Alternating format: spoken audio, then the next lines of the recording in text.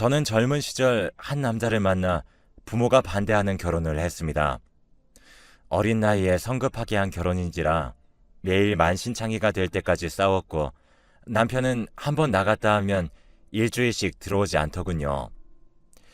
부모님이 반대하는 이유가 이거였구나 하는 생각이 들어 매일 눈물로 밤을 지새우며 후회하는 마음으로 하루하루를 보냈습니다.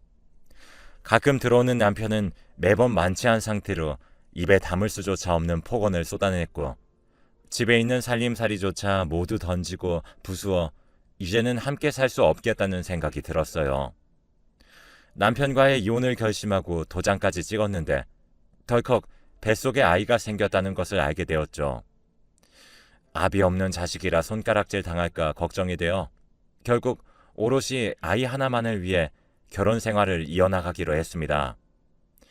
남편과의 원치 않는 부부 생활을 이어나갈 수밖에 없었습니다. 아이가 태어나고 정신을 차렸는지 외박 횟수도 서서히 줄어들고 술을 마시고 손찌검하던 나쁜 버릇도 사라져서 이 원수가 철이 드나 이런 생각을 잠깐 가지기도 했었습니다. 그렇게 평화를 찾아가던 중이었어요. 딸이 초등학교를 들어가게 되었고 남편과 함께 입학식도 가고 짜장면도 먹고 남부럽지 않은 따뜻한 하루를 보내게 되었습니다. 8년이라는 시간 동안 남편이 착실해지는 것을 보며 평온한 삶을 살게 된 것에 감사했습니다.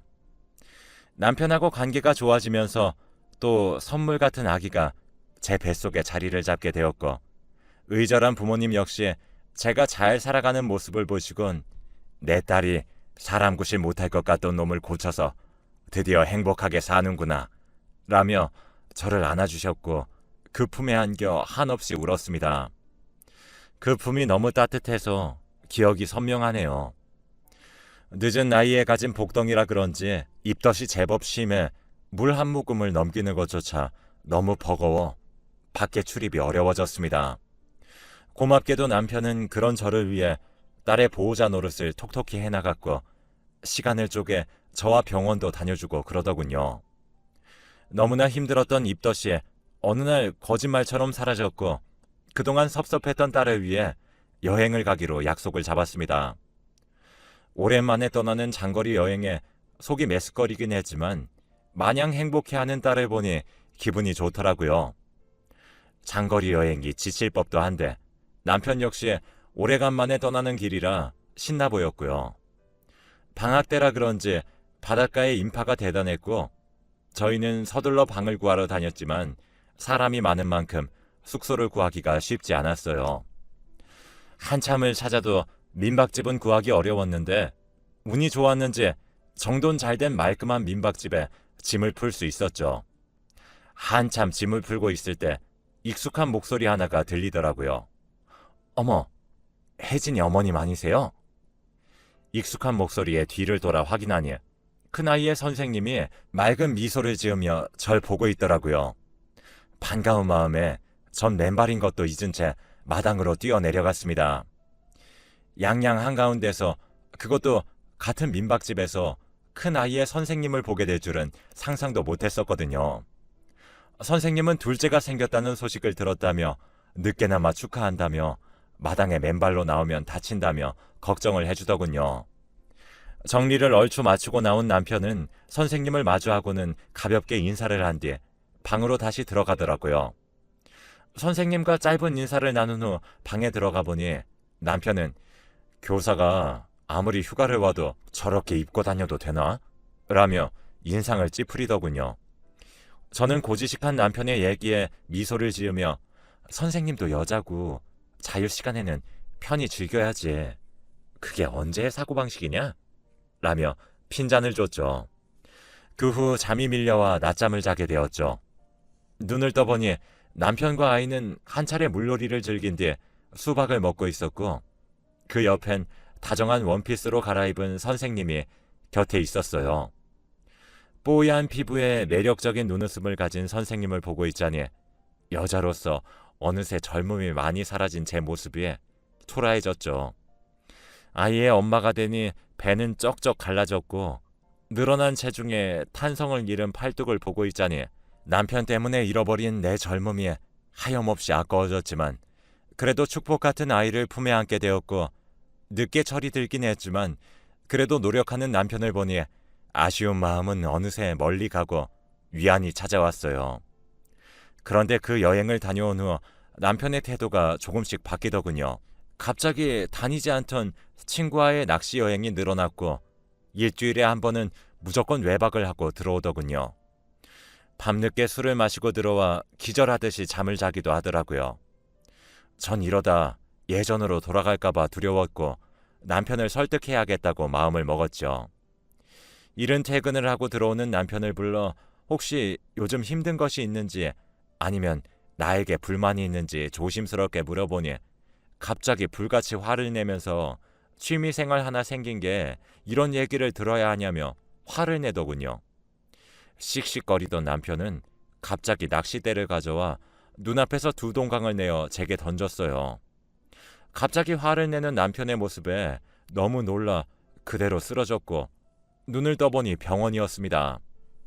다행히도 아이에게 큰 지장은 없으나 또다시 이런 일이 생기면 위험할 수 있다며 의사는 안정을 권유했어요. 전 딸아이와 함께 출산이 끝날 때까지 친정에 가 있겠다고 남편에게 말을 했고 남편도 알겠다고 하더군요. 한동안 떨어져 있으면서 생각해보니 남편의 태도를 괜히 의심해서 일을 크게 만든 것은 아닌가 싶어 후회가 많이 되더라고요. 또 혼자서 밥은 어찌 챙겨 먹을지, 잠은 잘 잘지 걱정이 되어 반찬이라도 좀 해둬야겠다 싶어 만삭의 몸을 이끌고 버스를 타고 집으로 향했죠. 현관문을 열고 들어서니 급하게 널브러진 남편의 신발과 여자의 하이힐이 눈에 띄었습니다. 그때부터 제 심장이 급격하게 빨라졌어요. 신발만 두고 오해를 하는 것일 수도 있고 의사 선생님이 절대 놀라면 안 된다는 얘기를 하셨던 터라 한참을 현관에 앉아 있었네요. 그렇게 한참 조용한 거실을 바라보는데 방문이 열리면서 남편이 나오더라고요. 그 모습을 보니 몸이 굳어 일어나지지도 않았고 남편도 제 모습을 보곤 그 자리에서 움직이지 못하더라고요. 그리고 여자가 나왔습니다. 어머, 혜진이 어머니 어떻게 오셨어요? 출산하면 오신다더니. 맞아요. 남편의 상대는 큰딸의 선생님이었어요. 그런데 불륜을 저지른 사람이 어찌 저리 당당한 건지, 저 여자는 왜 당당하고 저는 왜 죄인처럼 움직이지 못하고 있는지 쏟아져 나오는 눈물을 삼키고 도망치듯 집을 빠져나왔어요. 이후 남편은 제게 찾아와 미안하다는 말도 없이 이혼 서류를 내밀더군요. 자식도 필요 없고 다 필요 없다는 그 사람의 얘기를 들으니 억장이 무너지다 못해 피가 거꾸로 솟더군요. 알고 보니 두 사람의 만남은 입학식 때였어요. 남편이 선생님을 보고 첫눈에 반해 꾸준히 작업을 걸었다는 얘기에 할 말이 없었습니다. 정말 마음 같아선 학교에 찾아가 선생질을 할 수 없게 만들어주고 싶었으나 딸아이에게 상처가 될 것 같아 이 역시 참았습니다. 전 이혼하는 대신 곧 태어나는 아이의 호적을 위해 시간을 뒤로 미루는 것과 작은 집을 살 수 있는 돈을 요구했습니다. 남편도 마지막 양심은 있는지 제 조건을 들어줬고 그 이후 20년의 세월이 무심하게 흘렀네요. 두 딸아이를 부족함 없이 키우기 위해서 굳은 일도 마다하지 않았고 구김없이 자랄 수 있도록 최대한 많이 사랑해줬고 압이 없는 자식이라 손가락질 받을까 싶어 사소한 잘못도 호되게 가르쳤죠. 감사하게도 아이들은 제가 해주는 것보다 더 올바르고 다정한 성품으로 성장해 주었고 큰딸아이는 제게 기둥 같은 역할을 해주었어요. 새 모녀가 자매처럼 놀러도 다니게 되었어요. 모아둔 돈으로 차린 김밥집은 입소문을 타 만들어둔 물량이 매일 조기소진되는 감사한 일이 생기더군요. 주변에서도 10아들 몫을 두 딸이 해낸다며 그리 고생을 하더니 자식복은 타고났다고 부러워들 하더라고요. 큰딸은 어릴 적부터 손재주가 남다르더니 이제는 제법 알아주는 헤어 디자이너가 되어 알아보는 사람도 생겼고 둘째는 그 흔한 과외 한 번 없이 강의만 듣고 좋은 학교에 입학도 덜컥 해오더군요. 두 딸이 잘 성장하는 것을 보니 뒤늦게 복이 찾아오긴 했구나 싶어 그동안 마음에 묵혔던 서름이 씻겨나가는 기분이 들었네요. 둘째의 대학 입학이 확정된 날 큰아이와 맥주를 기울이며 이런저런 이야기를 하다 남편의 이야기가 나왔어요. 며칠 전 자신을 찾아왔었다고 얘기를 하는데 전 정말 놀랐어요. 큰딸은 제 얘기를 하기에 칼같이 자르고 돌려보냈다며 혹시 찾아오거나 만나게 되더라도 아는 체도 하지 말라고 신신당부를 하더군요. 둘째도 자신은 애초에 아빠라는 게 없는 사람이라며 절대 엮이고 싶지 않다며 선을 그었습니다. 저 역시 미련이 한 톨도 남아있지 않으며 오히려 죽어서도 만나기 싫은 사람이니까 그런 걱정은 하지 말라며 아이들을 안심시켰어요. 그리곤 서둘러 다른 이야기로 넘어갔습니다. 이혼 후 단 한 번도 우리를 찾지 않은 사람이 갑자기 큰애를 찾아온 것이 의아하긴 했지만 그저 아무 일도 아니라 생각하기로 했지요. 다음 날 장사를 시작하기 위해 이른 아침 식당의 문을 열기 위해 발걸음을 서둘렀어요. 이날따라 평소보다 좋은 식자재를 받게 되어 기분이 좋아 콧노래가 절로 나오더군요. 밥도 고슬고슬하게 잘 지어지고 모든 것이 평상시처럼 평화로웠어요. 점심시간이 다 지나갈 즈음 식당 앞 창가에 남루한 형색의 중년의 남자가 서성거리더군요. 행색이 많이 변했지만 같이 산 세월이 있기에 단번에 남편임을 알아챌 수 있었어요. 서로 눈이 마주쳤지만 너무 화가 나고 당황스러워 그 사람을 못 본 척하며 장사를 이어갔는데 남편은 하염없이 기다리고 있더군요. 일이 얼추 정리되고 남편을 불러 조용한 동네 카페로 데리고 갔습니다. 예전부터 친분이 있는 언니라 제 표정을 보더니 심상치 않음을 느끼고 조용히 자리를 피해주더군요. 20년이 지난 이후 남편을 마주보고 있으니 잊은 줄 알았던 예전 기억이 생생하게 떠오르며 주체할 수 없이 화가 밀려왔습니다. 간신히 화를 참으며 무슨 일로 왔냐고 쏘아붙이니 한참을 말없이 바닥을 보던 남편이 지난날에 자신이 못되게 굴어서 미안하다 사과를 하더군요. 전 너무 화가 나 그 얘기가 지금 무슨 소용이냐며 그건 예전에 당신이 날 학대하고 방치하고 바람을 폈었던 그때 했어야 한다며 소리를 질렀어요. 손이 바들바들 떨리고 숨이 쉬어지지 않고 가슴이 답답해지는 통증이 잠시 스쳐 지나가니 아직도 내가 이 사람 때문에 화를 내고 있구나 싶어 어이가 없어 실소가 터져 나오더군요. 화를 내는 내 모습이 어이가 없으면서도 화가 났지만 궁금증이 생기더군요. 사과를 하기 위해 굳이 찾아왔을 것 같진 않았거든요. 그래서 사과나 하자고 찾아온 것 같진 않고 우리한테 갑자기 모습을 보인 이유가 뭐야? 라고 물었죠. 한참을 뜸을 들이던 그 사람은 제게 여유가 있거든 6천만 원만 달라고 하더군요. 순간 제가 잘못 들은 건지 재차 물어봤는데 역시나 돈 때문에 저희를 찾아온 거였어요. 나이가 들면 사람이 변한다고도 하던데 참 한결같더라고요. 무너지는 억장을 부여잡고 그렇게 큰 돈이 왜 필요하냐 물어봤어요. 사실 와이프가 병에 걸렸는데 큰 수술을 3번 정도 해야 되거든. 그런데 빌릴 곳이 영 없어서 좀 부탁할게. 라는 말도 안 되는 말을 하더군요.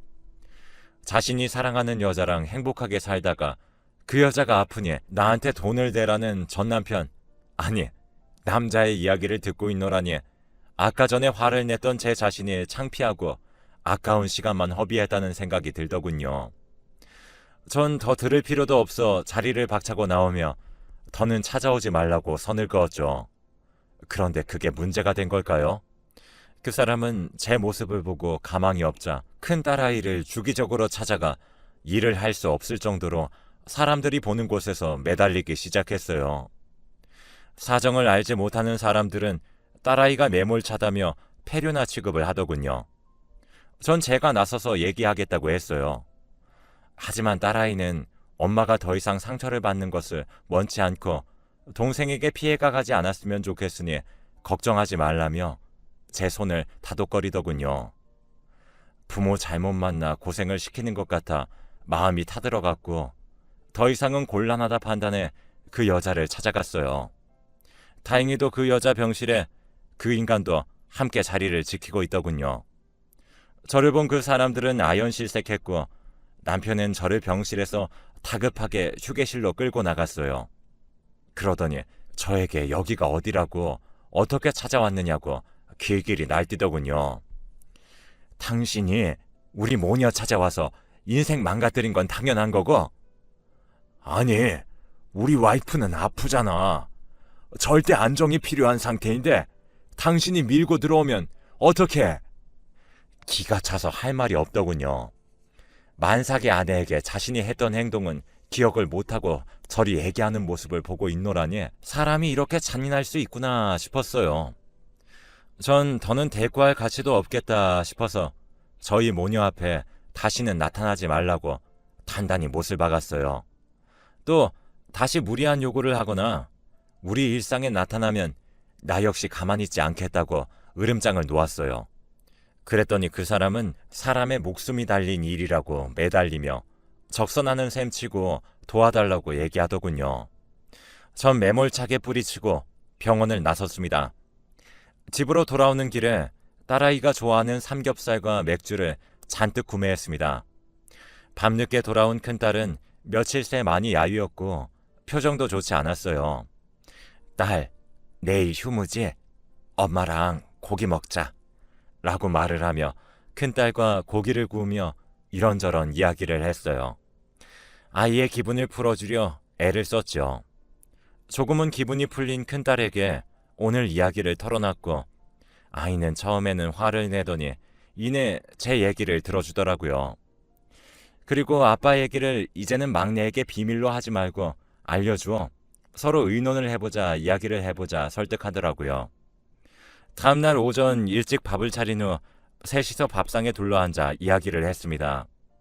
놀라운 것은 막내가 지금까지 상황을 대충 알고 있었고 일부러 자리를 피해줬다고 하더군요. 그리고 자신에게 얘기를 들려줄 때까지 기다렸다는 것에 막내가 다 컸다는 생각이 들어 먹먹해지더군요. 또한 막내에게까지 그 사람이 찾아간 것을 알게 되었습니다. 처음으로 아버지라는 사람을 보게 되었는데 미안하다는 말도 없이 다짜고짜 자신이 다음에 이자까지 쳐서 대줄 테니까 등록금을 엄마 몰래 자신한테 달라는 얘기를 했다는 것까지 들으니 사람이 얼마나 잔인하고 이기적일 수 있는지를 새삼 느끼게 되더군요. 아이들은 우리가 힘들 수는 없겠지만 더 이상 갑작스럽게 찾아온 아빠라는 사람이 내미는 이상한 요구를 들어주고 싶지 않다고 아주 강력하게 저에게 얘기를 했고 앞으로 나타나면 강경하게 대응하기로 마음을 먹었습니다. 아이들이 얘기하기로는 법적으로도 우리에게 접근할 수 없도록 할 수 있다더군요. 저는 이런 사실들을 남편에게 알렸고 또한 당신에게 받은 것도 돌려줄 것도 없고 그 큰 액수를 우리가 가지고 있지도 않다며 앞으로 우리 모녀를 찾아오지 말라고 얘기했습니다.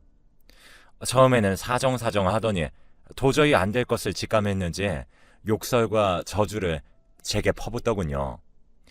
그리고 이틀 뒤 제게 찾아와 이혼할 때 제게 주었던 돈을 현재 가치로 계산해서 왔다며 솔직히 이혼하고 당신은 잘 되지 않았느냐. 내가 둘째 호적까지 올려주느라 와이프한테 신경을 못 써준 게 미안해서 그러니 이제라도 그 돈을 회수하겠다며 난리를 치더군요. 상상도 하지 못한 그 사람의 말 때문에 기절할 것만 같았어요. 전 다음에 또 오면 경찰을 부르겠다며 가게에서 내쫓았고 부서진 의자와 테이블을 정돈하면서 눈물을 흘렸습니다. 다행히 CCTV에 그 사람이 한 행동이 고스란히 담겨 증거 자료로 사용할 수 있었고 법은 무서웠는지 더 이상 저희를 찾아오거나 전화를 하는 행동은 하지 않더군요. 하지만 마지막 전화에서 언젠가는 가만두지 않겠다는 그 말에 여기서 계속 살면 해코지 당하지 않을까 내심 마음이 불안하기는 하네요. 큰딸은 이번 사건을 해결하기 위해 지인을 통해 변호사 한 분을 소개받았는데 그 친구와 서로 좋은 감정을 가지게 되었다나 봐요. 서두르지 않고 오랜 시간 서로를 의지하면서 신중하게 결혼을 생각해 보고 싶다며 저에게 조심스럽게 물어오더군요. 혹시 아이 아빠 때문에 남자에 대해 좋지 않은 시선이 생기거나 남성이라는 자체를 혐오하게 될까봐 걱정했는데 참 다행이에요. 막내는 정신없는 와중에도 좋은 학점을 거둬 장학금을 받아왔다며 제게 내밀었습니다. 아이들이 힘든 순간에도 자신의 삶을 개척해 나가는 모습을 보니 마냥 고맙기만 하네요. 딸들은 엄마 옆에 든든한 사람이 생겨서 지켜줬으면 좋겠다고 재원을 권하고 있습니다. 저는 우선 막내가 사회에 자리를 잡는 것과 손주 보는 재미를 느끼고 싶다며 아이들을 다독였고요. 어쩌면 앞으로 살면서 저와 맞는 인연이 있다면 아이들의 허락을 받은 사람과 노년을 늙어가도 좋겠다.